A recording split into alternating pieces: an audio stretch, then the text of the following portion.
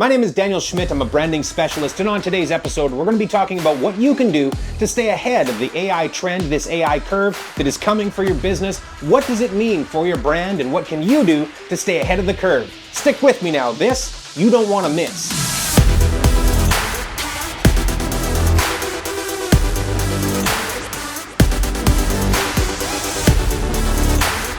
If you've been paying attention for the last 2 minutes, you've heard everybody talking about AI. AI is the big new thing, right? There's many different versions of AI, and it's all gonna help us build this brave new world, this brighter future. So let's talk about AI for a minute. Back in the 80s, we discovered a psychological principle that we called the uncanny valley. Basically, we have the ability inside of us to recognize something that is pretending to be human, but is not in fact human. Now, there's a bunch of different theories as to why this exists, and admittedly, it's all pretty weird. Like, why would we have this buried in our DNA pretty deeply? It's pretty deeply embedded in us.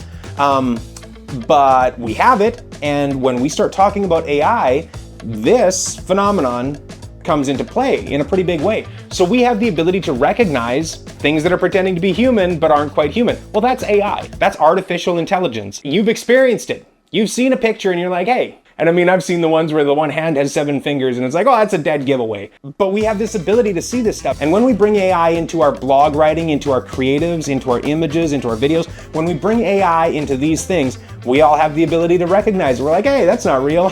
That's not quite human. That's not exactly real. So we can recognize things that are pretending to be human and aren't quite human. It's the uncanny valley. AI falls into this valley. But what else are you risking? Well, Sam Altman has said several times that AI hallucinates. And that's good to know. It's good to know that AI is hallucinating, especially if you're going to be making decisions with AI. If you're going to be making decisions for your business and you're going to be using AI to do so, we don't want to be making decisions with something that can hallucinate and not give us actually a correct answer. So you're going to wind up getting factually incorrect statements. You're going to wind up getting weirdly confident statements. If you've ever heard of the classic yes man, that's the third problem with AI. AI is your classic sycophant. It just wants to please its user. It just wants your approval, and it'll do whatever it has to do to get that approval. If you tell it to not give you approval, it'll still seek that approval, just in a different way. There's a lot of places where AI can be useful, but there's a lot of places where you have to be careful if you're going to start relying on this. And this is actually why I'm making the video. I'm seeing a lot of business owners starting to rely on AI as if AI is actually human, actually intuitive, and actually intelligent, and it's not. So that's the big message today. If you're using AI with your brand and you're using it to like create posts and make pictures and improve your blog, you got to be careful. If you're using it to help you with SEO and do some research projects, you got to be careful there too. If you're using it to like give you feedback on your latest idea, again, it's sycophantic. It's built to just generate positive feedback.